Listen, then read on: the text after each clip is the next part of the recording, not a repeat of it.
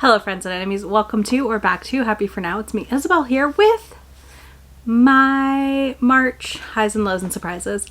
We have exactly 6 books, which is wild, but also works out because I had what I'm going to talk about as a low reading month for me. That is not a judgment on your reading volumes, quantities, etc.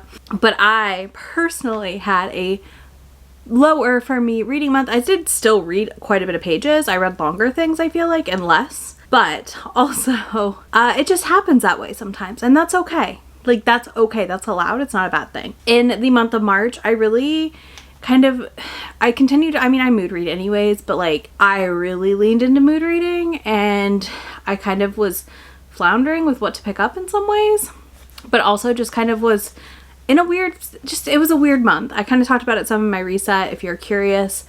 There was just a lot going on. So I feel like in March, my brain was not in the space it needed to be to read as much as I'd wanted to read. So that's fine, and it happened. So we'll dive right into my stats because I'm sure you're curious. I was surprised by them. I will say that I was actually surprised by my stats this month. So I read a total of 13 books, which accounted for 3,731 pages, which is not terrible. This is why I say I'm not like upset. Like, I still read a good bit of pages. I usually read just books like 5,000-ish a month, give or take. My average rating was a 4.1, so like, I for the most part had a good month. I don't rate my DNFs, which would bring this average down. I only listened to 20 hours of audiobooks, which is about 10 to 20 less hours than normal, so tracks. 4 of the books I read, so 4 books I read were from the library, 1 was a reread. Then age demographics, we had 12 adult titles, 1 YA, and then format-wise, I had 1 tandem read, 7 ebooks, and 5 audiobooks, which is also a big surprise because I don't always read a ton of ebooks. Like, I feel like I'm usually audiobook heavier than ebook, and was flip-flopped this month, which like, that's kind of neat to see. So yeah, that's where we're sitting, and let's talk about my lows, which are both my DNFs for the month. I'm not going to talk about my other low because I just really don't think we need to talk about it. I talked about it on a live show on Bethany's channel for Throne of Glass. I did not have a great time in that revisit, so I'm probably not going to have a good time for a lot of the Throne of Glass series, I think. So it's going to be really interesting to see how this goes, but that's like an honorary low. I'm not really counting rereads in my lows because, like, whatever. Let's discuss the 2 things I DNF'd in the month of March, which are my lows. First up, we have Lore of the Wilds. I'm so sad about this still. I really wanted to love this book. I love the cover. I was so excited for this book. And then I read the book. Well, I read 20% of the book. And I was bored out of my dang mind. So I DNF'd the book. I may revisit this book at some point as an audio because maybe it'll work better for me in that format, but this is a adult or new adult-ish title, and I have to note that this book reads like young adult, which there's nothing wrong with. If I had went in expecting a young adult title, would have been fine. Probably would have enjoyed it more, but the writing was really boring and bland. It felt pretty repetitive, and that's where I say, like, I think an audio version might work for me better because sometimes even when the writing's bland and you've got a good narrator, it'll just kind of carry it through, you know? It'll transform the story in a way, of course, right? But yeah, so for me, Lore of the Wilds was so boring that I DNF'd at 20% in. And I don't regret that choice because a lot of my friends that read it did not enjoy it. And like I said, it's one that I could see myself maybe returning to via audio at some point, but for now I'm taking a little break before I tried it again. So it's not like it's a hard DNF of the ebook / reading of my eyeballs. Potential to return. I don't know. Somebody could convince me. I might see somebody review it and like love it. And that convinces me that I do indeed want to come back and try it on audio. Next is another DNF. I think I made it also 15 to 20% into this one. I don't remember, and I already returned it, and that is Defensive Hearts. This was a KU title I have been sitting on forever, and I was so excited because it's supposed to be enemies to lovers, and I never thought I'd say this, but it was almost like 2 enemies to lovers, but also felt like the entire thing could have been resolved with one conversation. So you have their first awkward meet cute in which he calls her a puck bunny, basically, and is like really mean to her. He's like very mean to her. And then we fast forward a year and he's still mean to her and hasn't figured out the truth, and this is like book 9 in a series also. I need to note, so like, I'm missing context, I'm sure, to some extent about this character, which probably would also make me even more angry. But instead of like clearing up the confusion, having a conversation, figuring this out already, a year later he's still being mean to her, and it's this whole thing, and I'm like, something is wrong here. Something is off here. Like, there's something off in this, and I just, for me personally, I don't love a book where enemies to lovers hinges on an entire small miscommunication that truly could be solved pretty easily, and that's how this felt to me. Like, I felt like we could have solved this pretty easily, and we did not. So yeah, it was just an instant DNF. I might try another book by this author, but at this point I'm like indifferent. I just really was not loving this one at all. Let's talk about my surprises, which I think are much more fun. Obviously, these are all good surprises. So first up, we have Going Down Smooth Part 1 and 2. I'm lumping these together because it's a duet. Part 1 ends in a cliffhanger. This is an omegaverse that features an omega who runs away because she was raised to not be an omega, and then presents late in life, and she runs away at her mating ceremony from her 4 childhood male friends who were going to be her pack, and were her pack, because she doesn't want to be an omega. She doesn't want to be talked down to and mistreated. And it's this world on a precipice of change, right? There are people who want it to stay the same and omegas to be kept down and not able to do things, and their alphas to be in charge. And then there's people who want to allow omegas to live a good life, basically. And our omega, Mercy, does not want to be held down or kept down.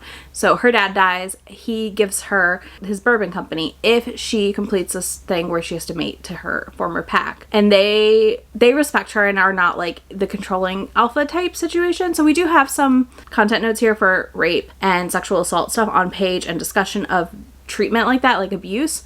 The on-page part at the end of part 1 is not, you could skip through past it. Like, you could, if you see it happening, you can like skip forward a little bit, and I think you still would get the same impact, but do know that is there. And also some churchy type trauma / like patriarchal shit that we kind of deal with already in our society about like women's place and things. Keep that in mind. But I really, really liked this. I was surprised at how much I enjoyed this. I was nervous because I knew it ended in a cliffhanger and I wasn't sure if I'd want to finish it in a month. And I did actually want to finish it in the month. Like, I wanted to check out the next book, which follows her friend's story.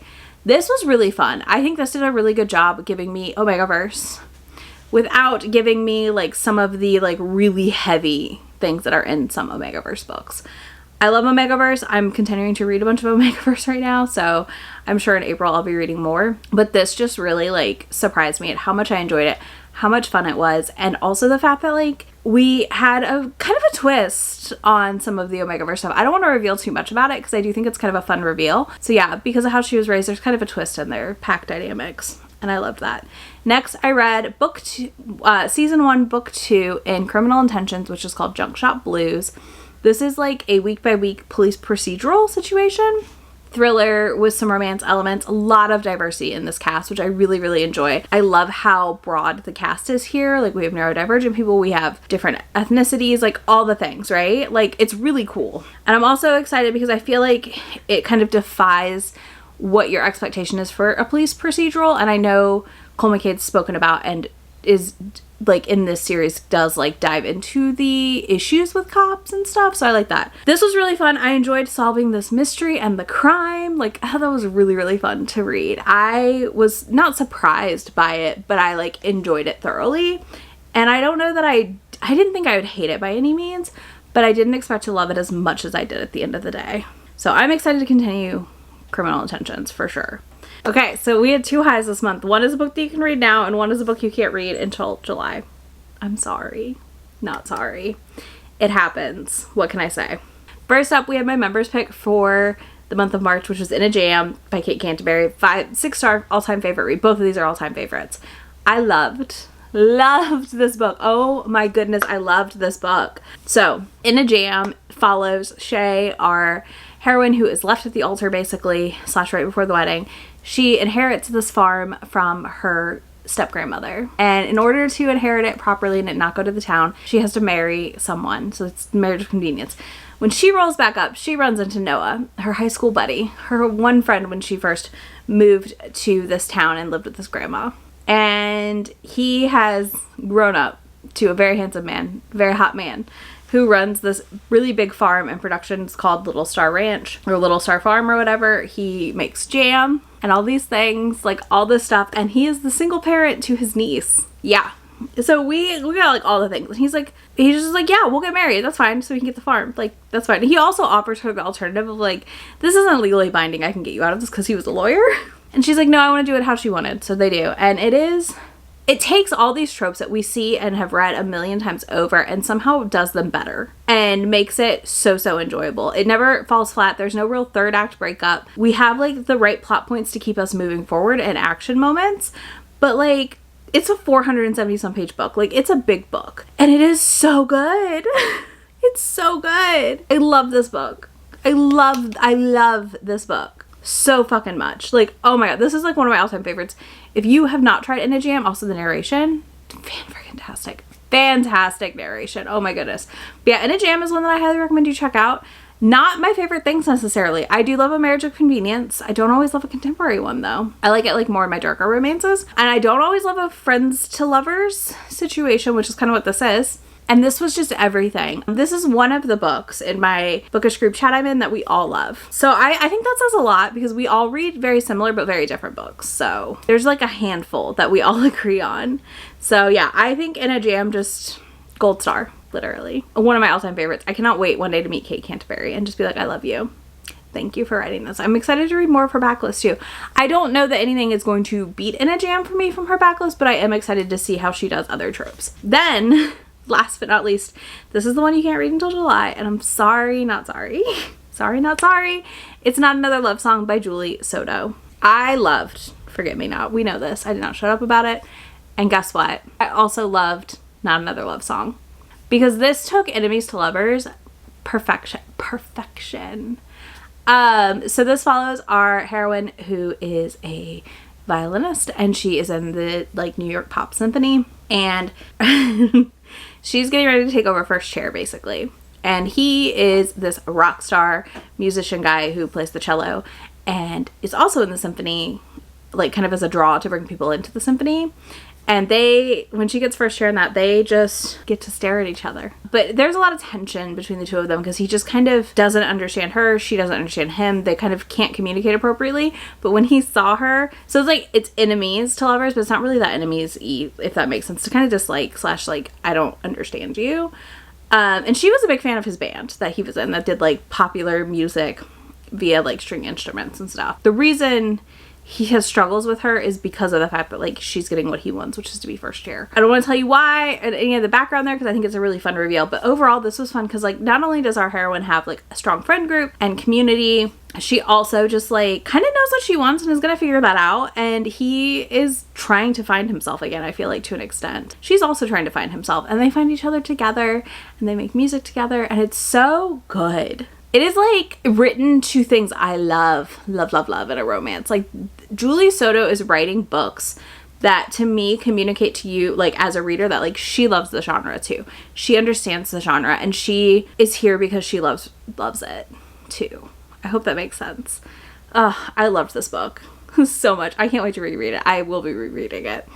But yeah, those are my books for March. Let me know your favorite book you read or your least favorite or both in the month of March in the comments. If you don't want to do that, leave me weather related emojis because it is literally like I hit film and it just started pouring outside and I was like, great, cool. I was trying to beat the storm, but it's fine. So if you heard any background noise of storms, that's what it was. But yeah, you can do that in the comments and I will be back to talk to y'all in just a few days. Bye. Already packing, come with me. I'm not really asking. We'll get away to a place where we don't know. About to see the world in action, what we can be. Life with no distractions.